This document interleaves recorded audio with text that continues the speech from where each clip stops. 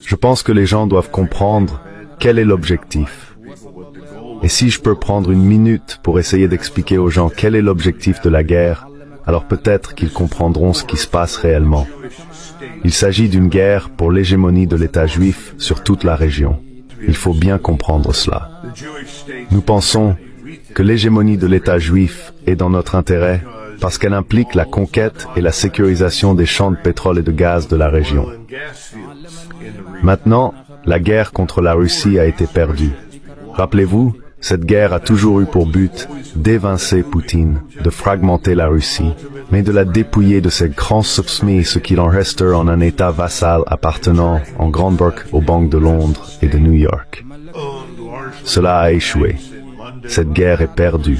La Russie n'est pas prête de perdre Poutine, et son État est intact, et sa puissance militaire est selon moi plus grande et plus forte que jamais dans son histoire. Passons maintenant au Moyen-Orient. Les mêmes personnes, avec les mêmes soutiens, les mêmes oligarques financiers, institutions et défenseurs politiques qui ont plaidé pour une guerre contre la Russie, afin de faire ce que je viens de décrire, détruire l'État, puis dépouiller le pays de ses ressources, sont les mêmes qui plaident aujourd'hui pour une guerre au nom d'Israël contre l'Iran. Et tout le monde a toujours su que lorsque cette guerre commencerait, nous serions obligés d'y entrer. M. Netanyahou n'a jamais eu d'illusion à ce sujet. Pourquoi a-t-il décidé d'agir ainsi? Parce qu'il contrôle les États-Unis. Il faut le comprendre. M. Netanyahou exerce infiniment plus de contrôle et d'influence sur le Congrès américain que le président Trump. Et le président Trump est en réalité son instrument. Il ne fera ni ne dira rien que M. Netanyahou ne veuille pas qu'il dise. Il a récemment été au téléphone avec M. Netanyahou, et des personnes ayant entendu la conversation ont mentionné qu'il utilisait un langage de gangster pour parler de ce qu'ils allaient faire. On va leur casser les jambes.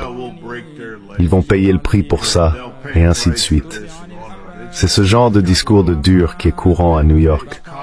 Il aime ça, et il soutient donc pleinement cette guerre. Et lui aussi est convaincu que lui et d'autres tireront profit de la destruction de l'Iran. Maintenant, je ne pense pas que cela fonctionnera. Et je pense que nous allons découvrir qu'il existe des limites à la puissance aérienne et aux missiles, et nous allons le constater. Nous avons également affaire à un État très différent de ce que nous aurions vu il y a 20 ans. Donc, de nombreux scénarios que nous avons envisagés lors de jeux de guerre sont probablement obsolètes, car l'Iran est aujourd'hui bien plus avancé technologiquement et bien plus capable qu'il ne l'était il y a 20 ans. Nous avons tendance à parler de l'Iran comme le font les Israéliens.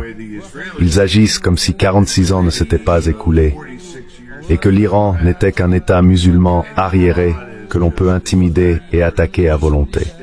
Cela n'arrivera pas. Et si nous nous engageons là-dedans, nous allons subir des pertes. L'opération que nous envisageons de lancer dans un avenir très proche implique des centaines d'avions. C'est très complexe.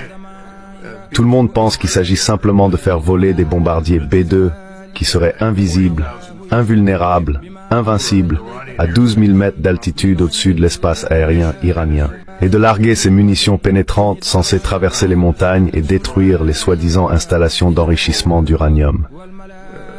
En réalité, je pense que ça va surtout viser la destruction du régime. Et ils ont ciblé tout, jusqu'au commissariat de police à Téhéran et dans d'autres villes. Ils veulent essayer de paralyser l'Iran, de le rendre incapable de se maintenir et de réagir. Encore une fois, je ne pense pas que cela va fonctionner, parce que je crois que les Iraniens leur réservent quelques surprises. Mais c'est la direction que nous prenons. Ensuite, il est question d'endommager ces installations d'enrichissement d'uranium ou de développement nucléaire. Je ne suis pas certain que nous croyons pouvoir les détruire avec des munitions conventionnelles. Et j'ai déjà entendu parler de MRR, c'est-à-dire des ogives à rayonnement résiduel minimal. En d'autres termes, des ogives nucléaires à faible puissance conçues pour pénétrer ces sites, et il se pourrait qu'elles soient utilisées. Je pense que ce serait une très mauvaise idée, car cela ouvrirait la boîte de Pandore de façon majeure. Donc je crois qu'il y a une certaine dose de réalisme qui s'impose lorsqu'on réfléchit à la difficulté de percer des montagnes.